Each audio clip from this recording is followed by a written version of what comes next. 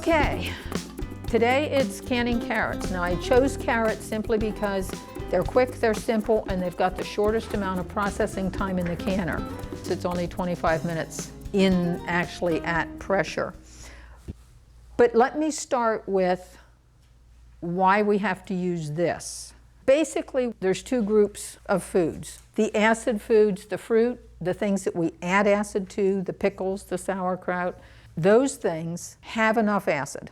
Vegetables, meat, seafood, poultry, doesn't have enough acid. And the bacteria that makes the difference between it does or it doesn't have enough acid is botulism. So if we eat food that has that toxin in it, it attacks our nerves. And it basically starts at our forehead, and we can't wiggle our eyebrows, and then we can't focus our eyes. And then we have a hard time talking because it's gotten to our mouth and our tongue. And if we don't get ourselves to a doctor or an emergency room and get antitoxin, and it gets either to our heart or our lungs, that's why we used to have an over 80% fatality rate from botulism. Now, the other thing that makes botulism the bug that we have to worry about is that plain out in the air open, botulism bacteria can't grow. Only when we put it in a container and take away the air will it grow. Botulism only grows in an air-free environment. Anytime we're canning anything that's low acid, so our veggies, our meat, our poultry, our seafood, we have to do it in a pressure canner, because a pressure canner, when it's up to the 10 pounds of pressure, that's 240 degrees in there. And so that is enough to kill the botulism bacteria. Just putting it in boiling water, the way you did for your jams and jellies, the way we can do for tomatoes and for fruit, that's not enough to kill the bacteria. But because those foods have enough acid, we don't have to worry about it. The botulism bacteria won't grow where there's a lot of acid. So let me go over and talk about what we're going to use. This is the one we're going to use. I'm going to talk quickly about it, then we'll talk about the other varieties once we get the carrots on and processing. And just to give you some idea of the safety features so that you know you're not going to blow a canner up. The red button is an overpressure plug.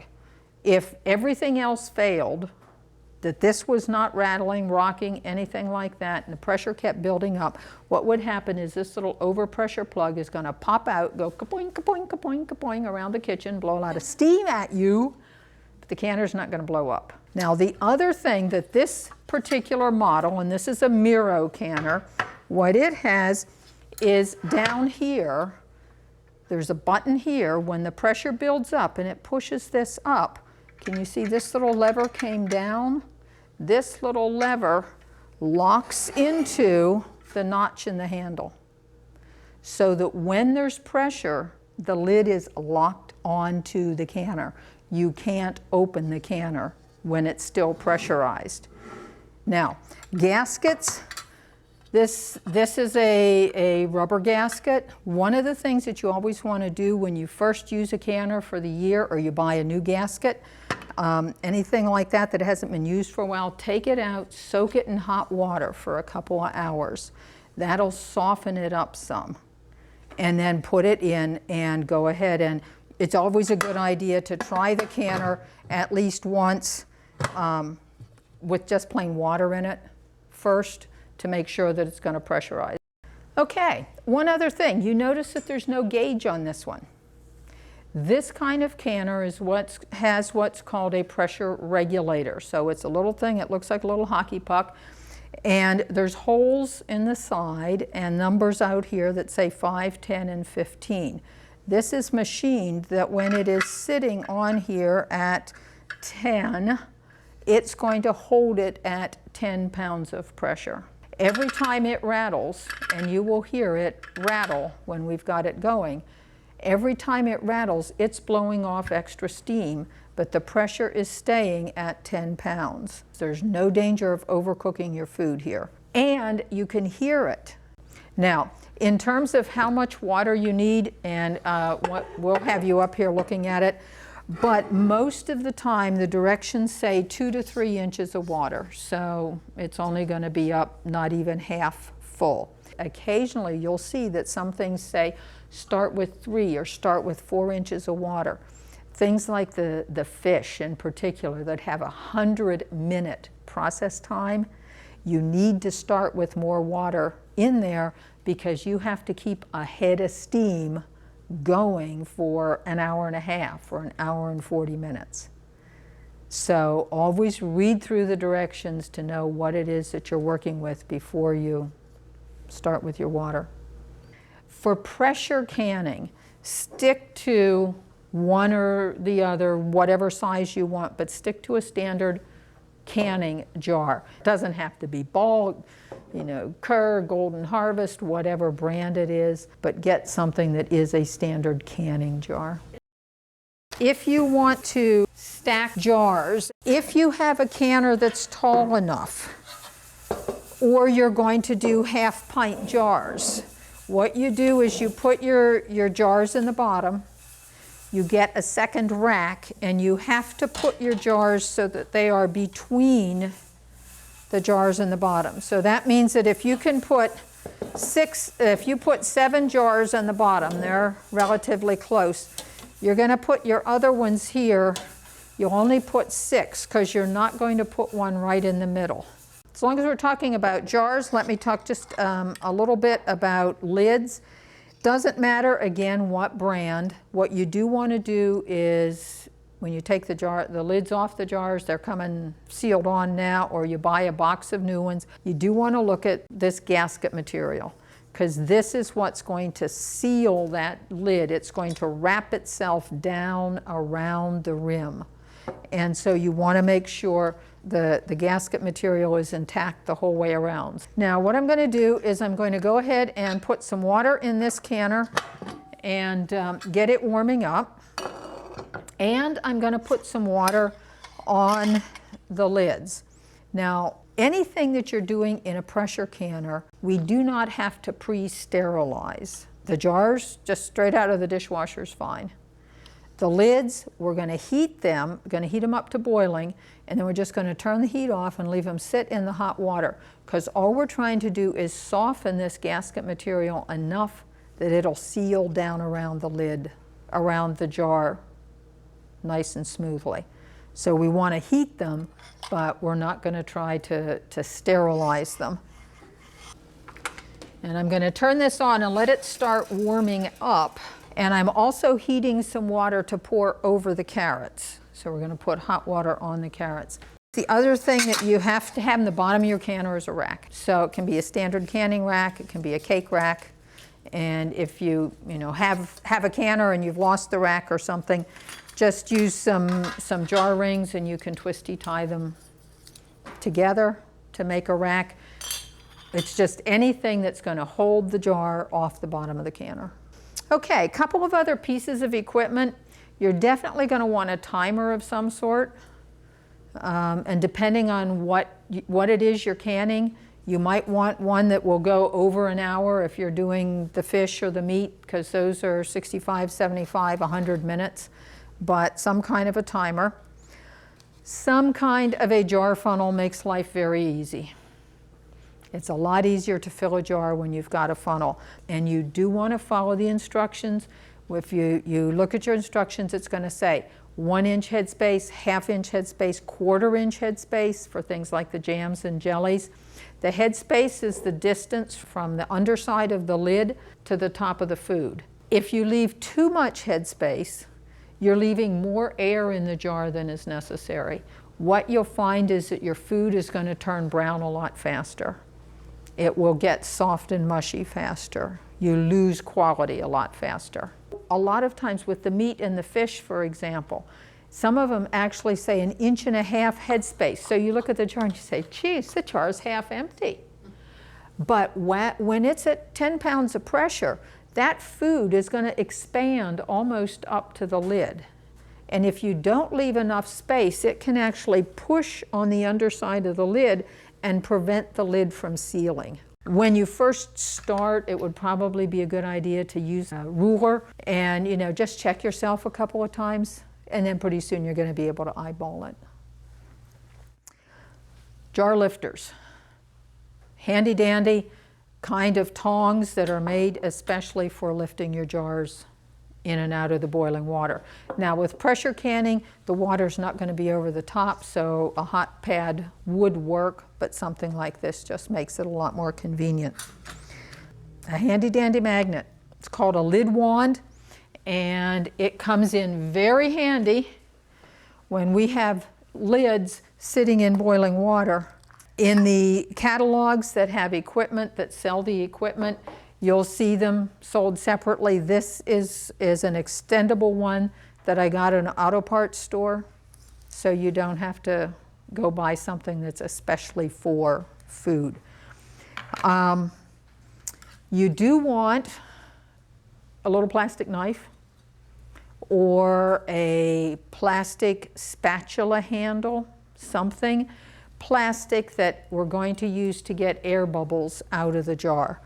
Something that's round is going to poke holes in your food, and you do not want to use metal. A metal knife or a metal spoon can scratch the inside of the glass just enough that this time or the next time or the time after, when you put it in the pressure canner, that's where it's going to pop.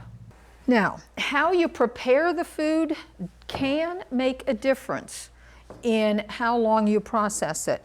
When you look at the instructions, some foods will say raw pack, 25 minutes, hot pack, 20 minutes, or whatever the numbers are. Sometimes there's no difference in terms of how much time it takes to process. Can anybody give me an idea why you think it might be a good idea to cook the carrots before we put them in the jar? They'll be softer. So we'll get more carrots in each jar. The other difference that it makes is by cooking them first and cooking some of the air out first, we're going to have less air left in the jar, and so the quality of the food is going to stay better. It's air in the jar that makes things turn brown. It's air in the jar that breaks down the vitamins. And so the more air we can get out of the food, the better quality we're going to have over the long term. You will see in your instructions that sometimes it only gives a raw pack or it only gives a hot pack. That's because the quality difference is so great. But in general, if it gives a choice, the hot pack takes a little bit longer because we'd have to put these in the kettle, bring them up to a boil them for the 2 minutes, the 5 minutes, whatever it specifies for the different foods, and then put them in the jar. So it takes a little bit longer now, but it will take fewer jars to pack the same amount of food. And a year from now, when you're opening up the last of the jars, you're going to have better quality. But right now, for the purpose of demonstration, I'm just going to do a raw pack. Now, one kind of raw pack you don't want to do is something like this, what I call a tin soldier pack, where they're all packed in there so tightly. When they're packed in this tightly and it's all vertical, it's very difficult for the heat to penetrate to get into the middle of the jar. So use something like this. You can do short sticks this way, but you just don't want them packed so tight that the water can't circulate through them. All that we're going to do for a raw pack is we're going to just put the carrots in, and you're going to shake them down a little bit. Like I said, we're not trying to pack them in. We don't want to pack them in, but you also don't want to leave a whole lot of extra headspace in the jars either. Now, if you want to put salt in, go right ahead. Two things. Salt is not necessary for the preservation, so they'll be perfectly safe. But remember, these are going to be cooked at 240 degrees, and then they're going to be sitting in that salty water for 3, 4, 5 months, however long they last. So go gentle. Sometimes people put what they would consider the normal amount of salt, and when they open the jars, discover, oh my, this is way too salty. So use less than your normal amount of salt. In some foods, the salt does make a difference in terms of the texture, in terms of the quality. but it's not going to make a difference in terms of the safety or the preservation. For pickles, yes, you can't play with the salt with the amount of pickles, but with other foods, the salt is simply there for flavor, to keep us happy. So if you wanted to put salt, just put the salt in, put your quarter teaspoon or a pinch, whatever you would want, on top before you add the boiling water. Okay, so now we just use the plastic knife and get it down around a couple of times. And once we've done that, we usually have to go back. We work enough air bubbles out that we'll have to go back and put a little bit more water in. So I'm going to have to throw some cold water in to slow down the boil. If we had boiled the jars first, boiled the carrots first, so the carrots in the jars were all boiling hot, then I could have that water in the canner boiling too. But since this was a raw pack, and I just poured some boiling water over cold carrots, you don't want the water in here to be up to a full boil, because then that heat shock could be enough to crack the jars. With a canner this size, this is what's called a 12-quart canner, and it's just how many quarts of water you could pour in. We could potentially put 7 jars. We could have one more jar in the middle. So you could do 7 pints, you can do 7 quarts in a canner like this. But you see the water is not quite up. You can see there's an arrow on the rim of the lid, and that arrow matches the notch in the handle. And so you set it down with that and then turn it. And now that's on. Now, what we're going to do now is we're going to leave it on high. We're not going to put the weight on. What will happen is at first we're going to have some steam coming out here under the handle, because this is where the lock is, where the latch is, right? So first there'll be some steam blowing out here. There might be some steam coming out here. We're going to wait until it's blowing steam at us that we can feel the steam. We run our hand across here and we're going to be able to feel it about that far up.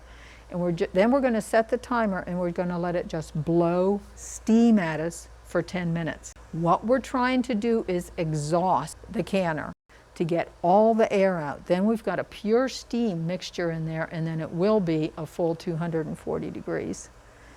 So we're going to set the timer first for 10 minutes to exhaust. Then we'll put the weight on. Then once the pressure starts, then this is going to pop up a little bit, and all of a sudden this is going to stop leaking because the latch popped up in there, the pressure popped it up, sealed it, and then the lid will be locked on to the canner.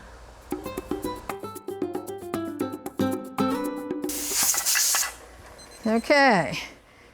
So now we're going to reset the time for the 25 minutes, and as soon as this starts to rattle, we'll hit the start button. Okay, now can you see that the steam, there's no steam coming out here anymore? So it's already built up enough. This is starting to stand up a little bit. There's a little bit of steam coming out there around the bottom. That's fine.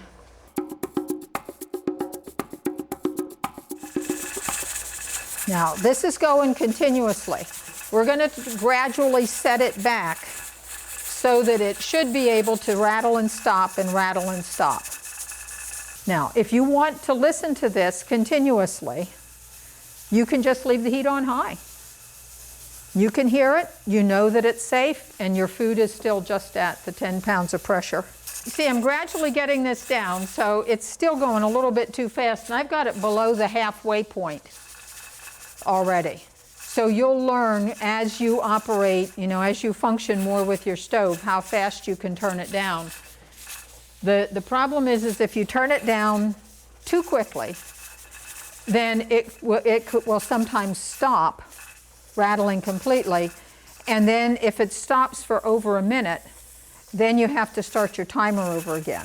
So you want to go down gradually so that it gets to the point where it rattles, and it'll hiss a little bit, but it still rattles, and then stops and rattles and stops.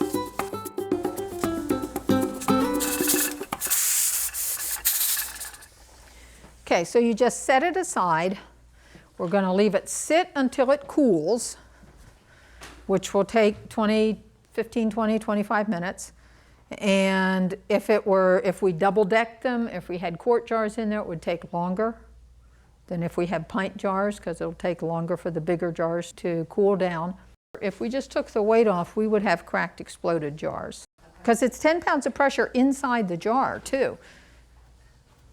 And if you drop the pressure that rapidly, we would probably crack jars. But we would also have unsafe food, because this, even now, while it's sitting and cooling down, the most resistant of the bacteria in there are still dying off. So you just leave it sit until it depressurizes. We'll hear the click when the lock in the handle releases. But what you'll do is, you wait 20 minutes. You haven't heard it, you can come over and jiggle, just hit this. If it hisses at you, you know that there's still pressure in it. You wait another 5 minutes, jiggle it again. When you can't hear any pressure, when you can jiggle it and there's no pressure, this is sitting down flat again. You take the weight off, and then you wait, you set your timer again for another 10 minutes. So we've got a 10-minute exhaust time at the beginning. We've got the come up, the heating time. Then you have the processing time, however long it specifies for your individual product. Then we have the cooling down time until the pressure drops, and then we have another 10-minute wait at the end. And then we take the jars out. Let all the steam out. Now, do you hear it hissing? That's the jars themselves hissing now. And you see there is some water on the top, but you just leave that there. You just move them over and see how this one is still bubbling. See how it's still boiling. Within a minute or two here now, we'll hear these start to ping when the lids start to pop down. So that'll just be an audio sign that they're sealing.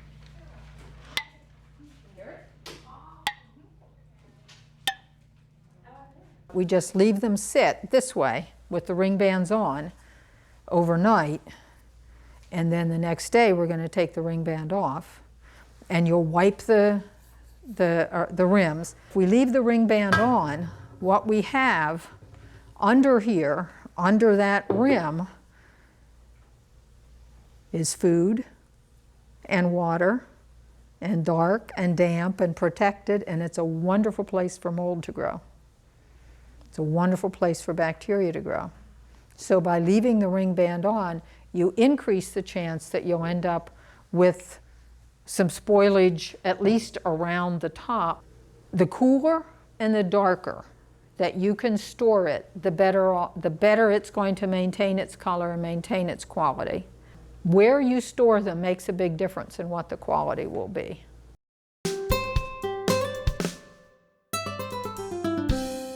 If you have a canner that has a dial on it, then you have to watch the dial, adjust the heat on the stove to make sure that it stays at 10 pounds of pressure. If it goes over, you're overcooking your food, but it's still safe. If it drops, if you walk away, you get distracted by a phone call, whatever, and you come back and it's down to 8 pounds, you have to crank the stove up, get it back up to 10, and you have to start your timing over again from 0. We have to make sure that it's been hot enough, long enough, in the middle of every jar that we put in the canner to kill all those bacteria. Now, the advantage is, if you're here for 6 months of the year, and then you're up in the mountains in North Carolina for 6 months of the year, with a dial, when you're over 1,000 feet elevation, instead of operating at 10, you can operate at 11. If you're over 2,000, you operate at 12. With one of these, with the weights, you've got 10 or you've got 15. So at 1,000 feet, 2,000 feet, 3,000 feet, you still have to operate at 15 pounds of pressure. You see the button here? This this pops up. When this pops up, can you see it here? You can see just by looking at it that the canner still has pressure in it. When we take this canner off the stove and leave it sit and cool, we can hear it, we can see it. When the pressure's down, it drops. Now the other thing that this does is this is actually a lock. When this is up, do you see the clip on the bottom of the rim here? This little button locks onto this, and so once again the canner is locked shut. When there's pressure and that button is up, it's locked and you can't open the canner. Now, if you find an old canner, the things you want to look for: does it sit flat? If it rocks, then it means that the bottom is warped. Can you turn the lid easily? Sometimes the lid will be warped, so you have to be able to turn the lid easily. If you find an old Miro or an old Presto, you can get replacement parts. The older Miros and some of the older Prestos have this kind of an overpressure plug, and you see it screws in. It's got a little bit of a rubber center. This is actually a fuse. The metal melts and it will, again, pop out if it gets too hot. So say we had green beans in here and a jar broke, and all of a sudden we've got green beans jamming up the nozzle. So we can't hear that it's rattling. It's not rattling. We just leave the temperature cranked up on it, and it goes up to 5 pounds, 10 pounds, 15, 16, 17.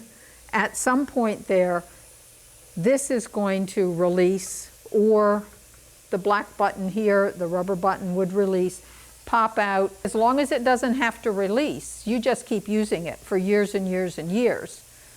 So I've never replaced this one.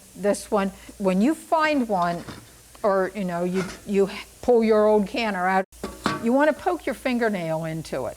If you can poke your fingernail into it and it gives a little bit, it's good. If it's so rigid that you can't even get your fingernail into it, or it goes in and leaves a permanent dent, then it's so old and brittle that it needs to be replaced. You always want to look at your burner. You don't want your canner to overhang the burner by more than 2 inches on each side.